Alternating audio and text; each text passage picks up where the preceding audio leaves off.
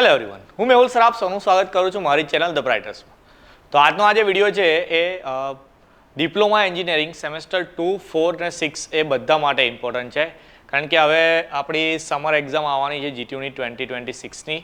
તો એ સમર એક્ઝામની અંદર હવે એકચ્યુઅલી આમ તો ઘણા ટાઈમથી આપણી ચેનલ પર વિડીયો નહીં આવતા, એટલે સેમ 2નો બી કોઈ વિડીયો અપલોડ નહીં, 4નો બી નહીં કે નહીં 6નો અપલોડ થયો. તો હું એવું વિચારું કે એક વિડીયો જે પહેલો અપલોડ કરું, મતલબ અત્યારે હવે વિડીયો આવવાના સ્ટાર્ટ થઈ જશે આપણી ચેનલ પર.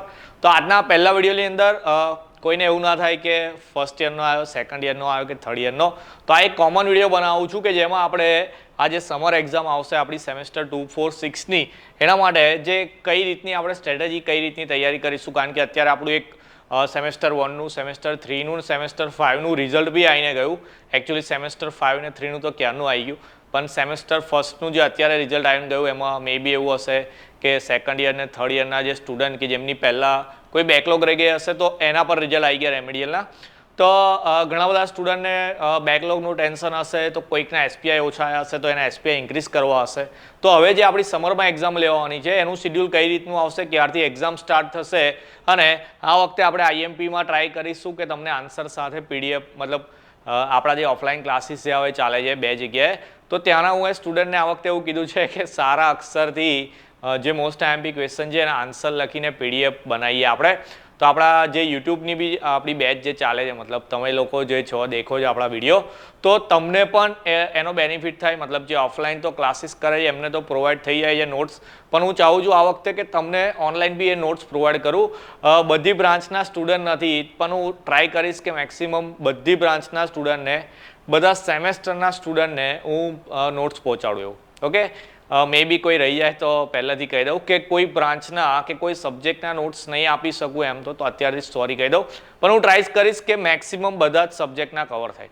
તો આપણી જે પહેલાં વાત કરીએ કે આજે સમરમાં જે એક્ઝામ લેવાની છે એનો શિડ્યુલ તો નથી આવ્યો, પણ ક્યારથી એક્ઝામ સ્ટાર્ટ થવાની છે એનું સર્ક્યુલર આપણું આવી ગયેલું છે. ઓકે, અહીંયા દેખો આપણું academic calendar for AY academic year 2025 to 2026 even term, એટલે કે આપણું જે સેકન્ડ સેમેસ્ટર, ફોર્થ સેમેસ્ટર ને 6th સેમેસ્ટર, એ ટર્મ્સ ક્યારથી સ્ટાર્ટ થવાનું છે, ક્યારે પતવાનું છે, ટેન્ટેટિવ એટલે સંભવિત એક્ઝામ સ્ટાર્ટ ડેટ કઈ છે, એક્ઝામ એન્ડ ડેટ કઈ છે, અને રિઝલ્ટ ડેટ કઈ છે. રિઝલ્ટ ડેટ તો આપણે જોવાની નહીં, કારણ કે તમને એક્સપિરિયન્સ છે કે રિઝલ્ટ કોઈક વાર ટાઈમ પર આવતું નથી. મતલબ આ જે ડેટ છે એ ટેન્ટેટિવ જ છે. મતલબ રિઝલ્ટ તો ક્યારે આવશે, કેવું આવશે પછીની વાત છે, પણ એક્ઝામ ક્યારથી સ્ટાર્ટ થવાની છે, ક્યારે પતવાની છે, ઇમ્પોર્ટન્ટ ટોપિક છે આપણો. તો સેમેસ્ટર 2ની વાત કરીએ તો સેમેસ્ટર 2 જે હાલ સ્ટાર્ટ થયું છે, મતલબ લેટ થયું થોડું સ્ટાર્ટ, તો એની એક્ઝામની ટેન્ટેટિવ ડેટ આપી છે 18 જૂન, જે લગભગ 10 જુલાઈ, એટલે બહુ મોટી એક્ઝામ લાગે છે.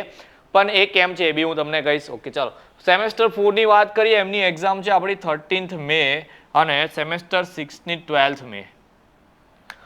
ફોર્થની એક્ઝામ 13th મેથી 30 મે, ઓકે, એટલે 30 તારીખ સુધી ચાલવાની છે.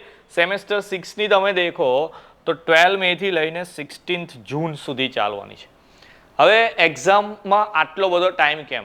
મે બી એવું હશે કે રજાઓ હશે, એ તો હોવાનું જ છે, પણ બીજી વાત કે ઓકે ચલો એ બી સમજતા જઈએ. હવે ઘણા બધા છોકરાઓને મનમાં એક સવાલ થઈ ગયો હશે કે સર રેગ્યુલરની એક્ઝામ તો આ રીતે રહેવાની, પણ રેમેડિયલનું જે બેકલોગ આવી છે એની એક્ઝામ કેવી રીતે આવશે?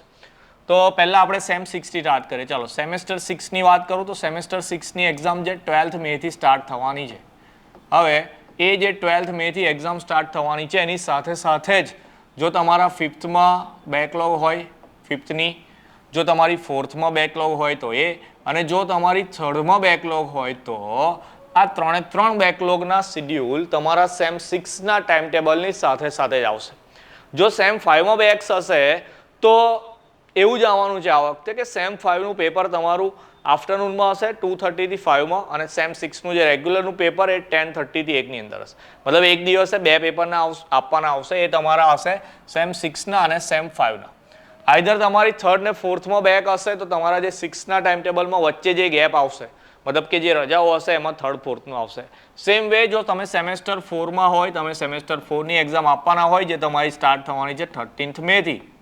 ઓકે, તો એ 13th મેથી એક્ઝામ સ્ટાર્ટ થશે તો તમારી જો સેમ 3માં રેમેડિયલ હોય, મતલબ કે તમારી સેમ 3ની રેમેડિયલની એક્ઝામ તમારી જે બેકલોગ આવેલી હશે, તો આ વખતે 99% પ્રોબેબિલિટી એવી જ છે કે સેમ 3નું ને સેમ 4નું પેપર એક જ દિવસે આવશે.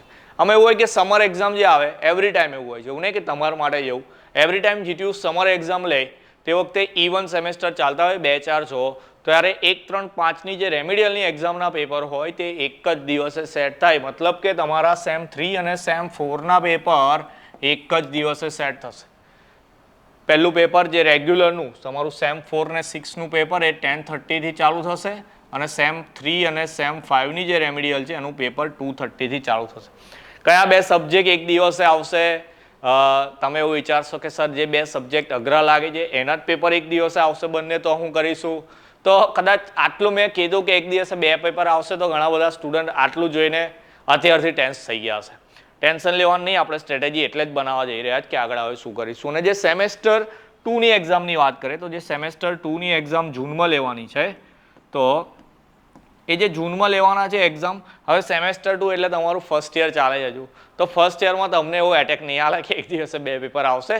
તો તમારી જો સેમ 1ની બેકલોગ હશે તો એ સેમ 1ના પેપર એ લોકો એવી રીતે સેટ કરશે કે જે તમારું સેમ 2નું રેગ્યુલરનું જે ટાઈમ ટેબલ હશે એમાં જે વચ્ચે રજાઓ થઈ હશે તો એ વચ્ચે રજાઓની અંદર એ લોકો તમારા સેમ 1ના રેમિડિયલના પેપર એડ કરી દેશે. અને જે લોકો સેમ 4માં કે સેમ 5માં સેમ 6માં છે, 4 ને 6માં, અને એ લોકોની જો સેમ 1 કે 2માં રેમિડિયલ હશે તો ક્લિયર છે તમારી કે આ જે એક્ઝામ તમારી પૂરી થશે સેમ 4ની કે સેમ 6ની, એ એક્ઝામ પત્યા પછી જ્યારે આ લોકોની એક્ઝામ લેવાતી હશે તે વખતે જ તમારા પેપર આવશે. તો ફર્સ્ટ સેકન્ડ સેમેસ્ટરનું ટેન્શન લેવાનું નહીં, મતલબ અત્યારે તો ટાઈમ બી છે અને જૂનમાં લેવાની છે, તો અત્યારે જે 3, 4, 5, 6 છે એ લોકોએ એ જ સબ્જેક્ટની તૈયારી કરવાની છે. ફર્સ્ટ સેકન્ડમાં ટાઈમ મળશે તો આપણી તૈયારી બી થઈ જશે. તો આ રીતનું તમારું આ વખતેનું પેપર શેડ્યુલ આવવાનું છે. ઓકે, તો આ તો થઈ ગઈ તમારી ટાઈમ ટેબલની વાત કે કઈ રીતનું આવશે. પણ હવે જ્યારે કોઈક જે સ્ટુડન્ટ સેકન્ડ સેમેસ્ટરની અંદર છે એ લોકો કેવી રીતે એમનું રિઝલ્ટ સુધારી શકે? મતલબ તમારી ફર્સ્ટ સેમની અંદર બેકલોગ આવી તો એ સબ્જેક્ટ બી આપવાના, તમારા સેકન્ડ સેમના રેગ્યુલરના બી પેપર આપવાના. તો હવે આપણે તૈયારી કેવી રીતે કરીશું એની વાત કરીએ.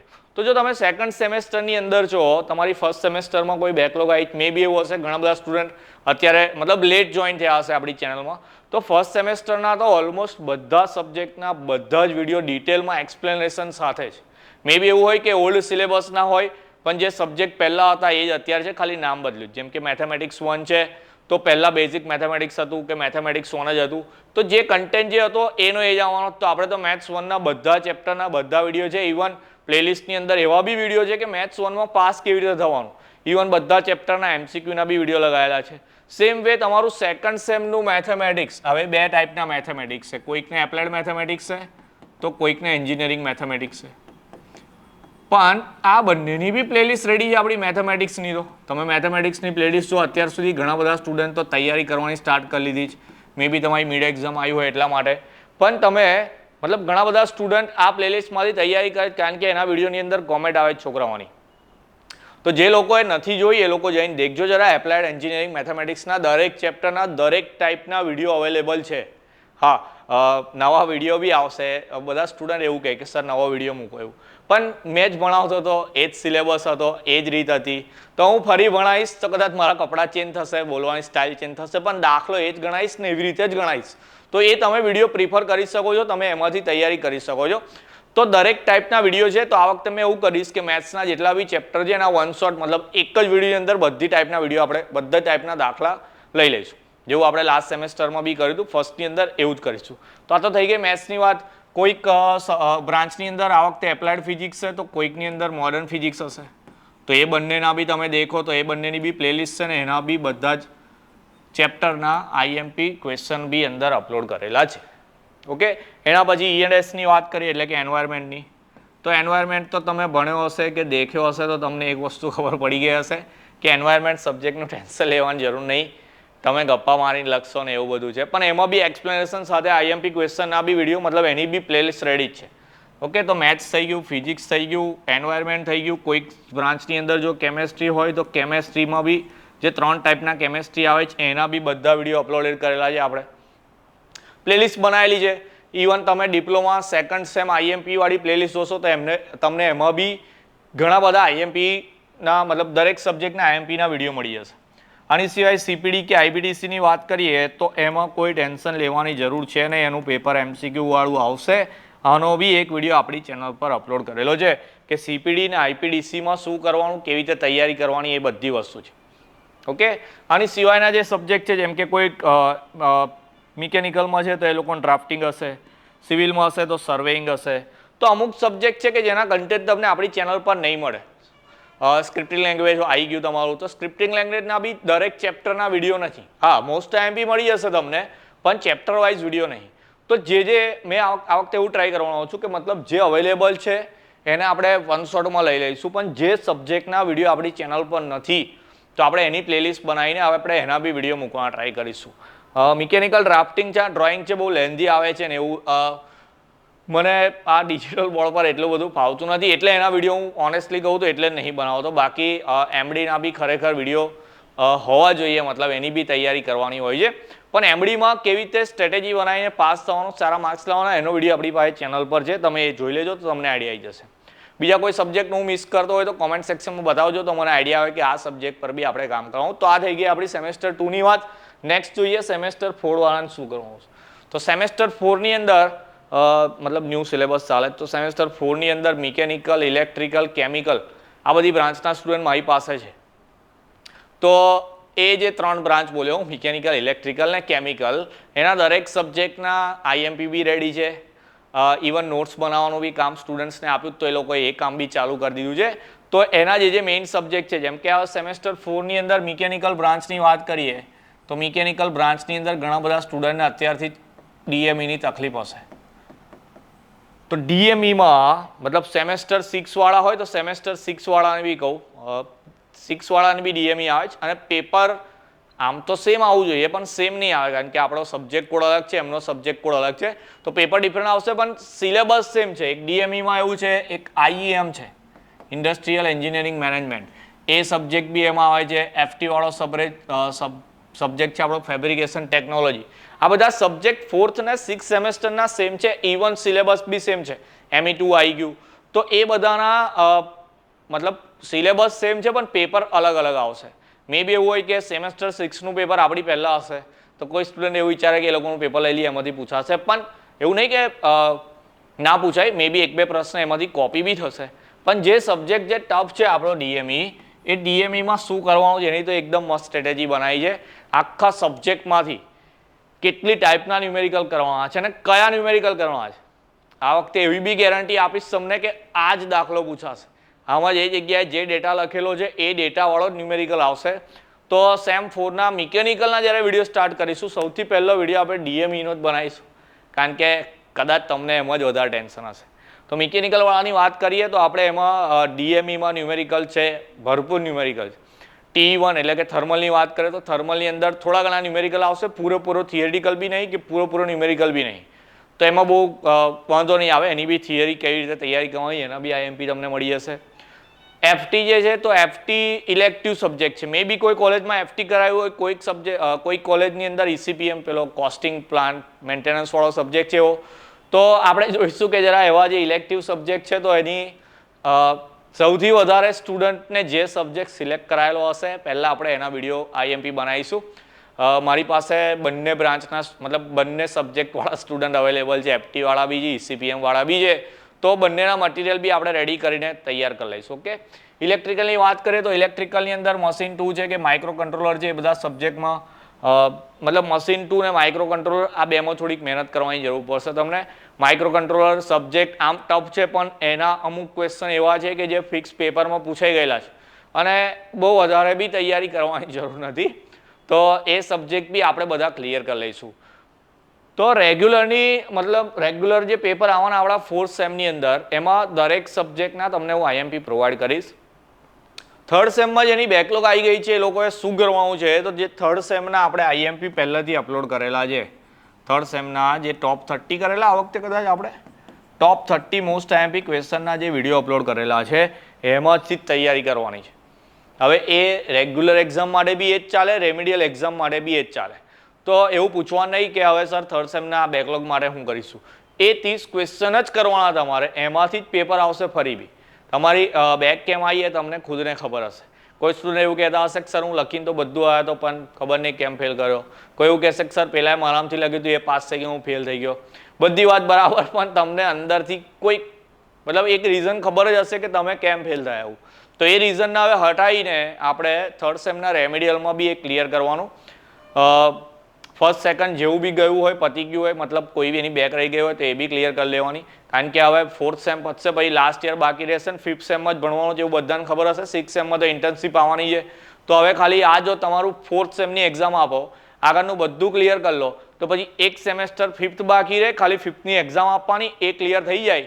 મતલબ ફિફ્થમાં 5 કે 6 સબ્જેક્ટ હશે, મેક્સિમમ 6, પણ મને એવું લાગે 5 સબ્જેક્ટ જ આવશે. તો 5 સબ્જેક્ટ જો ક્લિયર કરવું એટલે 5 જ એક્ઝામની તૈયારી કરવાની, પછી એ ક્લિયર થઈ જાય તો પતી ગયું ડિપ્લોમા. પછી તો ઇન્ટર્નશીપ કરવાની, કોઈ પેપર આપવાનું બાકી રહે. પણ જો તમારી બેક રહી ગઈ તો એ 5ની સાથે આગળની બેકની એક્ઝામ આપવાની.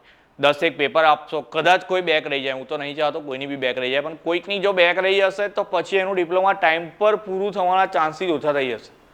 તો 3 વર્ષનું ડિપ્લોમા છે તો આપણે બધાએ 3 વર્ષમાં જ પૂરું કરવાનું છે. તો આ જ તમારો ટાઈમ છે. જો ફર્સ્ટ સેકન્ડમાં બેક હશે તો જૂનમાં એક્ઝામ છે તો વાંધો નહીં, મેં કીધું મેમાં એક્ઝામ પતશે પછી તમને ટાઈમ મળશે. થર્ડ ફોર્થની તૈયારી કરવી પડશે, કારણ કે એક દિવસે 2 પેપર આપવાના છે. તો આ જ એક મહિનો છે, જેમ કે એપ્રિલ ચાલુ થઈ ગયો, હવે એપ્રિલથી લઈને મેમાં એક્ઝામ છે. તો 1 મહિનાની અંદર 1 મહિનામાં તમે ફૂલ તૈયારી કરો તો ડિપ્લોમાનું 1 વર્ષ ઓછું થઈ જશે. મતલબ જે 3 વર્ષ છે 3 જ રહેશે, 4 નહીં થાય. ડિટેન થવાની વાત નહીં, પણ માન લો કોઈ ડિટેન નહીં થયું પણ એની એક્ઝામ જે 5th 6માં પતી જવી જોઈતી હતી એ નથી પતી, કોઈ બેક રહી ગઈ છે તો એને 6 મહિના પછી એક્ઝામ આપવાની. તો એ ડિટેન નહીં પણ તો બી એના 6 મહિના એક્સટેન્ડ થઈ ગયા. તો એનું પેલું જે રિઝલ્ટ નહીં આવે પાસનું, ત્યાં સુધી ડિપ્લોમાની ડિગ્રી નહીં આવે. એટલે કહું છું કે આ એક ગોલ્ડન ચાન્સ છે. થોડીક મહેનત વધારે કરવી પડશે. જેમ કે તમે પહેલાં 3 સેમની એક્ઝામ આપી, કેટલી તૈયારી કરી, એના પરથી તમારું કેટલું રિઝલ્ટ આવ્યું એ તમને ખબર છે. તો હવે તમારે તૈયારી કેટલી વધારે કરવાની કે જેથી તમારું ક્લિયર થાય એ બી તમને ખબર હશે. તો તમારે તમારો જે સ્ક્રીન ટાઈમ છે એને ઓછો કરવાનો અને રીડિંગ ટાઈમને ઇન્ક્રીઝ કરવાનો છે. બધાનો જ મતલબ એક જ દુશ્મન છે અત્યારે, મોબાઈલ જ છે. આઈધર કોઈ ઇન્સ્ટામાં રીલ દેખતું હોય, કાં તો પછી પેલું શું કહે છે લોકો, પેલું ફ્રી ફાયર કરીને ગેમ રમ્યા કરતા હોય. કોઈ પાછા કે ફ્રી ફાયર નહીં સર, BGMI. પણ બધી વસ્તુ એક જ છે. તમારો દુશ્મન અત્યારે એક મોબાઈલ જ છે. તો જેટલો બને એટલો મોબાઈલનો યુઝ થોડો ઓછો કરતા જાઓ.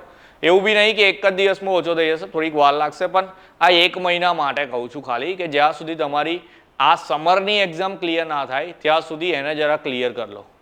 ઓકે, તો આ તો ફોર્થ સેમની વાત થઈ ગઈ. 6th સેમની વાત કરીએ તો 6th સેમની અંદર મિકેનિકલ હોય, ઇલેક્ટ્રિકલ હોય, બધાની અંદર લગભગ 4 સબ્જેક્ટ છે. તમે બધા જે 6th સેમ વાળા છો એ મારા પહેલા સેમથી મારી સાથે આવેલા જ, એટલે તમને આ વિડીયોમાં લઉં છું, ઇન્ક્લુડ કરું છું.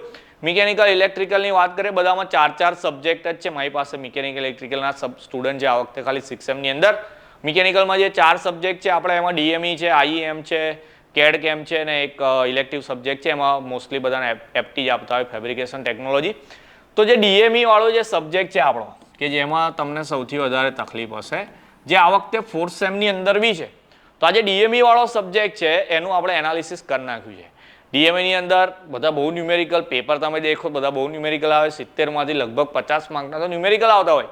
આપણી વખતે બી આવશે 50 માર્કના ન્યુમેરિકલ. તો કેવી રીતે તૈયાર કરીશું સર, કેટલા બધા સૂત્રો અને કયા ટાઈપ કરવાના, બધું ટેન્શન લેવાની જરૂર નહીં. આપણે DMEનું નીચોડી નાખો DME સબ્જેક્ટને, એમાં કયા ન્યુમેરિકલ કરવાના છે અને કયા પૂછાવાના છે એ બધું આપણી પાસે આઈડિયા છે. એક વિડીયો બનાવીશું આપણે DMEનો. વન શોટ ટ્રાય કરીશ કે જેટલા બી ઇમ્પોર્ટન્ટ ન્યુમેરિકલ જે ટાઈપના જે GTUમાં પૂછાવાના જ છે, 4th સેમમાં 6th સેમમાં બંનેના DME સબ્જેક્ટ છે, તો એક જ મતલબ બંને માટે એક જ કોમન વિડીયો બનાવીશું કે જેમાં જેટલા બી ઇમ્પોર્ટન્ટ દાખલા જે પૂછાવાના જ છે અને એનાથી પાસ બી રહી જવાશે, ઇવન સારા માર્ક્સ બી આવશે, એવો વિડીયો DMEનો આવી જશે. એની સિવાય ઇલેક્ટ્રિકલની વાત કરીએ તો માઇક્રો કંટ્રોલર પ્રોસેસરવાળો સબ્જેક્ટ છે કે મે બી એમાં કોઈકને ટેન્શન હોય તો, મતલબ મિકેનિકલ ઇલેક્ટ્રિકલ જ બોલું છું, પણ કેમિકલ, સિવિલ છે, તમને જે સબ્જેક્ટ ટફ લાગતો હોય, હજુ બી કહું છું, મેં આમ તો હું પોતે ઇલેક્ટ્રિકલ એન્જિનિયર છું તો મને બધા બ્રાન્ચનું નોલેજ ના હોય. હું પહેલેથી કહેતો આવ્યો છું અને ઓનેસ્ટલી કહું છું. એવું નહીં કે મોટી બળાસ મારું કે મને બધું આવડે, એવું નહીં. હું કહું છું મેં ઇલેક્ટ્રિકલ એન્જિનિયર છું, મને ઇલેક્ટ્રિકલનું નોલેજ છે.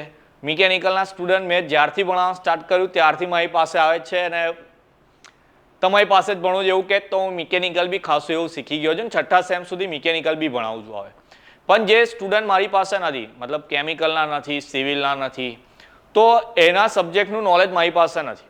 પણ મારી પાસે GTUનું નોલેજ છે. મતલબ કે એ લોકો પેપર કેવી રીતે સેટ કરે, કઈ પેટર્નથી આવે, કયા IMP કહેવાય આ વખતે માટે. તો હું મતલબ દર વખતે તમને 5 સેમ સુધી આપે તો છઠ્ઠા સેમમાં બી આઈએમપી તો હું આપવાનો જ છું, પણ કયા સબ્જેક્ટ તમારી બ્રાન્ચમાં, જેમ કે કેમિકલ છે કે સિવિલ છે, કઈ બ્રાન્ચમાં કયા સબ્જેક્ટ ટફ છે, સ્ટુડન્ટને કયા ટફ લાગે છે, કોમેન્ટ સેક્શનમાં બતાવજો તો હું જરા એના પર વધારે ફોકસ આપું. મતલબ કે જે આઈએમપી બનાવવાના છે તો પહેલાં આપણે એના આઈએમપી બનાવીએ. હવે એક જ મહિનો બાકી છે અને મારી પાસે બધું બહુ કામ છે. તમે જોયું એમ સેમ 4નું બી 6નું બી છે, 1 2 તો ઠીક છે, પણ 4 ને 6ની એક્ઝામને જે મહિનો જ બાકી છે આપણે, તો એ મહિનાની અંદર મારે ઘણું બધું કામ કરવું. તો થોડોક તમારો સપોર્ટ જોઈશે. તમારે કયા સબ્જેક્ટ અઘરા લાગે છે, કયાની વધારે જરૂર છે, કોઈ સ્ટુડન્ટ પાસે કંઈક મટીરિયલ હોય, મતલબ જે પીડીએફ કોઈ છોકરાઓ વાંચીને જલ્દીથી યાદ કરી શકે, એક્ઝામમાં પાસ લાગે એવું હોય, જો કોઈ સ્ટુડન્ટ પાસે આ વિડીયો દેખતો હોય એની પાસે મટીરિયલ હોય સેમ 4 6નું કોઈનું બી, હું મારી માટે નથી માગતો, તમારા જેવા કોઈ બીજા સ્ટુડન્ટ મારે માગું છું, તો ટેલિગ્રામ પર અથવા તો વોટ્સએપ પર જઈને મને પીડીએફ મોકલી આપવાની. હું મારી માટે હજુ બી કહું છું, એમાં હું મારું નામ બી એડ નહીં કરું, કંઈ બી નહીં. બસ જો મારી પાસે આવશે તો હું આપણા ગ્રુપમાં નાખીશ કે જેથી બધા સ્ટુડન્ટને એનો બેનિફિટ મળી જાય. ઓકે, ઘણા બધા સ્ટુડન્ટ એવું કરે કે સર આ એક પીડીએફ છે, છોકરાઓને કામ લાગે એવી છે, તો હું એને એનાલાઇઝ કરીને, મતલબ જો કામ નહીં હોય તો હું ફોરવર્ડ કરી આપું છું છોકરાઓને. કારણ કે આપણો ઇન્ટેન્સ પહેલેથી જો હતો યુટ્યુબ પર આપણે એટલા માટે જ આવ્યા હતા કે જીટીયુમાં જેટલા બી ડિપ્લોમા કરે છોકરાઓ એ બધાને હેલ્પફુલ થાય આ ચેનલ.